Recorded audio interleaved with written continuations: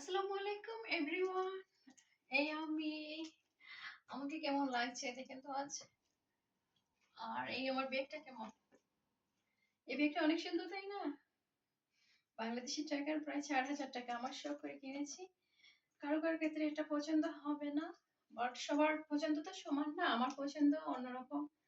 আর অনেক ভালো লাগছে এই ব্যাগটা, এত ভালো লাগছে,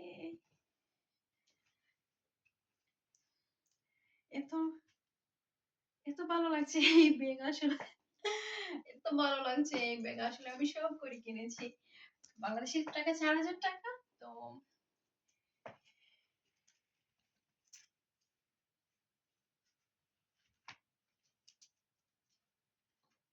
ফ্যাশন করছি, সামান্য ফ্যাশন।